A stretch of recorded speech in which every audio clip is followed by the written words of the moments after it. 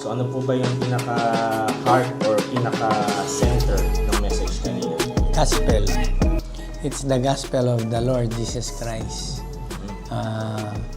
He's showing us the transition between the Old Testament and the New Testament.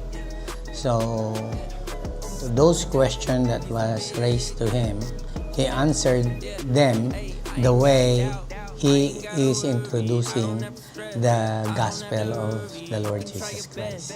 Amen. So, bali Bishop, ano po ba yung mabibigay natin na message or advice or life coach para po sa mga kapatid natin na nanonood? So, ang bibigay natin sa kanila sa pagkakataong ito is to truly understand the gospel of the Lord Jesus Christ. And that, not just to understand, but you go and dig deeper and have a closer look into it so that you truly can apply it in your life. Kasi kung naintindihan mo lang at hindi mo naman ina-apply sa buhay mo, wala rin yun.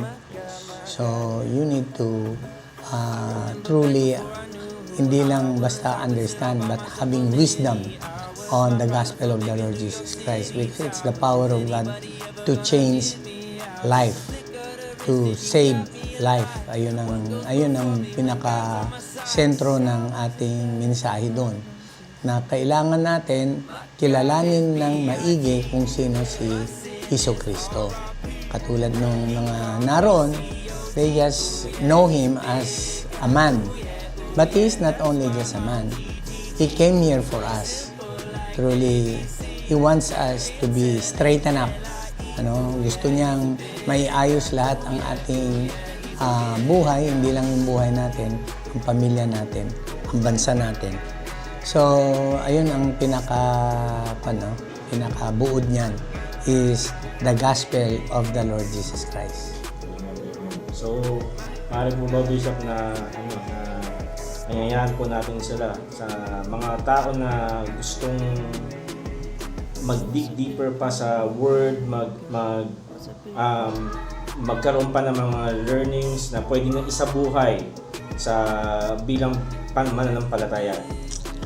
Sabi nga naman ng sulat doon sa kay James, don't be just listener of the word, but be doer of the word. Kasi if you're only listening to the word and not doing the word, so dinadaya mo ang iyong sarili. So ang paanyaya ko sa lahat is to study, to prove yourself to God. Hindi na to prove yourself to anyone, but to prove yourself to God. Ayun ang paanyaya ko sa inyo. And if you don't have relationship with the Lord Jesus Christ, eto na yung pagkakataon ninyo dahil inaanyayahan tayo ng Panginoon para makilala natin siya.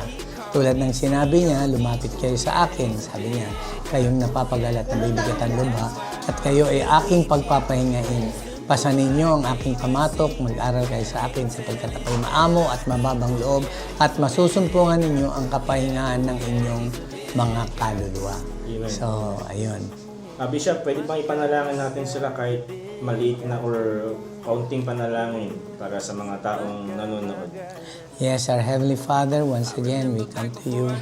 Truly, O Lord, walang nakatago sa bawat isa sa amin.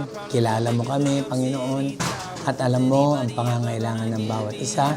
At kaya mo kaming abutin, Panginoon. At kaya mo kaming iayos, Panginoon. Ang kailangan lang po namin ay talagang, O Lord, magbukas ng aming puso, buksan namin ang aming buhay sa inyo, at tunay na kayo ay makaisa sa amin. So Lord, I'm praying for everyone, O Lord, who's listening today, O Lord God, na masumpungan nila, Panginoon, ang tunay, Panginoon, na buhay. Ang buhay, Panginoon, na kasama ka.